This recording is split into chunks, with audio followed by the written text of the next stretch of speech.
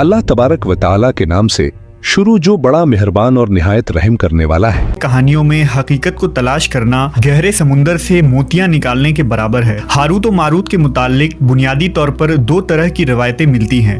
एक वो जो कुरान और हदीस और ताबईन के अक़वाल में मौजूद है, और दूसरी वो जो तौरेत और इंजील और इसराइली रवायतों में आती है। जबकि उन इसराइली रवायतों को बेशतर उलमा और मुवर्रिखीन ने तायद की है। इस वीडियो में हम उन दोनों तरह की रवायतों और वाक़यात को मुकम्मल पेश करेंगे।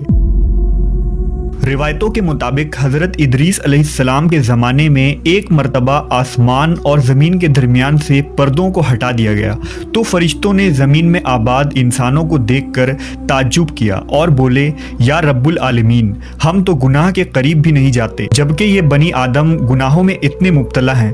अगर हम उनकी जगह होते तो कभी तेरी नाफरमानी ना करते। अल्लाह ने इरशाद फरमाया, इंसानों को गुस्सा और शहवत दी गई है, अगर ये चीज़ें तुम्हें दी जाए तो तुम भी इसी तरह गुनाह में मुलव्वस हो जाओगे।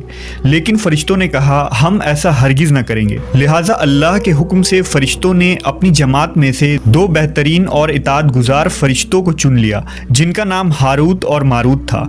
अल्लाह ने उन दो फरिश्तों में इंसानी फितरत और शहवत डालकर दुनिया में भेजा।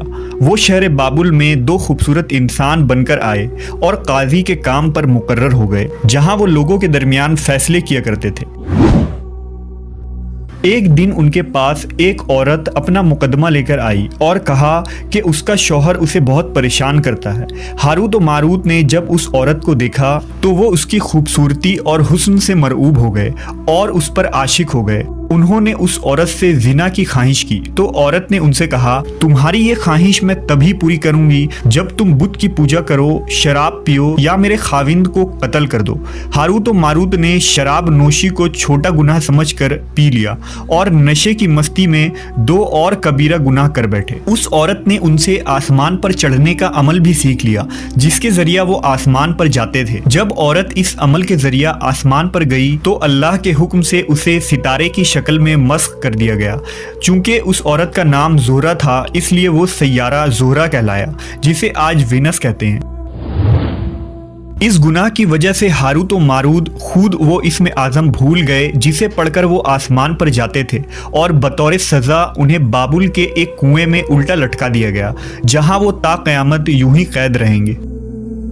ये एक इसराइली रवायत है, जिसे इमाम इब्न कसीर और फ़खरुद्दीन राज़ी जैसे मुफस्सरीन अफसाना और मन घड़त कहानी करार देकर सख्ती से रद्द कर देते हैं। वहीं इमाम सयूती जैसे उलमा इस रिवायत को मुस्तनद मानते हैं।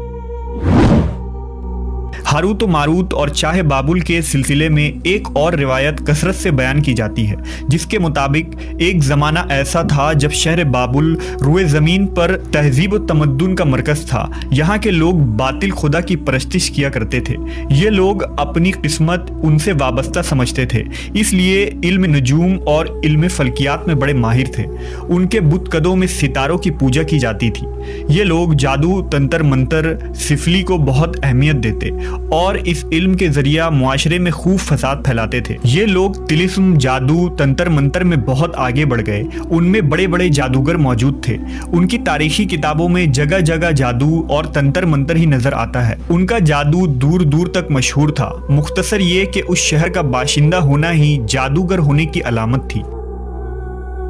जब हज़रत सुलेमान अलैहिस्सलाम की हुकूमत आई तो आपने उन लोगों को इस शिरकिया अमल से रोका और उनकी सहर और जादू की किताबों को एक जगह जमा करके अपनी अजीम कुर्सी के नीचे दफन कर दिया, ताकि इस फितना अंगेज इल्म का जड़ से खात्मा हो जाए। जब सुलेमान अलैहिस्सलाम की वफ़ात हुई तो शैतान ने उन किताबों को दोबारा खोद कर निकाला और लोगों से कहा कि सुलेमान पैगंबर नहीं था, बल्कि उन किताबों के जरिया हुकूमत किया करता था। लिहाजा हवा में उड़ना, जिन्नात पर काबू और सुलेमान अलैहिस्सलाम के गैर मामूली मुआजिज़ात दरअसल जादू और सिफली का अमल था। बनी इसराइल ने उसकी पैरवी की और उन किताबों को पढ़ना शुरू कर दिया। लिहाजा दोबारा ये शर अंगेज इल्म इस कौम में सुरायत कर गई। अल्लाह ने सुलेमान अलैहिस्सलाम पर लगाए गए इल्ज़ाम और तुहमत की नफ़ी करते हुए सूरह बकरा में फरमाया है, اور انہوں نے اس چیز کی پیروی کی جو شیطان سلیمان کی بادشاہت کے وقت پڑھتے تھے، اور سلیمان نے کفر نہیں کیا تھا لیکن شیطانوں نے ہی کفر کیا۔ لوگوں کو جادو سکھاتے تھے، اور اس چیز کی بھی جو شہر بابل میں ہاروت و ماروت دو فرشتوں پر اتارا گیا تھا، اور وہ کسی کو نہ سکھاتے تھے جب تک یہ نہ کہہ دیتے کہ ہم تو صرف آزمائش کے لیے ہیں، تو کافر نہ بن۔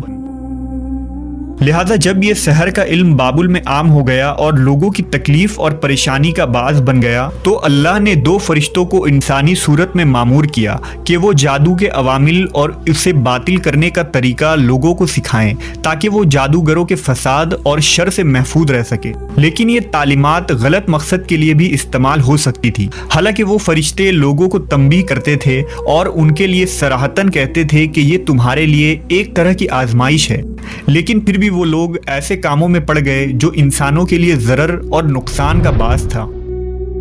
بعض عربی داستانوں میں اس کنویں کا ذکر بھی ملتا ہے جہاں کئی لوگ پہنچے اور ہاروت و ماروت سے ملاقات کر کے جادو کا علم بھی سیکھا، جبکہ بعض مورخین کا کہنا ہے کہ عراق کے شہر حلہ کے قریب ایک کھنڈر میں موجود قدیم کنواں ہے جہاں سے بابل کی سرحد شروع ہوتی تھی۔ یہ اس کنویں کو ہی چاہے بابل قرار دیتے ہیں۔ بہرحال اس واقعے سے یہ سبق ملتا ہے کہ سفلی اور جادو ایک شرکیہ عمل ہے، مگر یہ کہ اس کا استعمال فساد اور شر پسندی کے خاتمے کے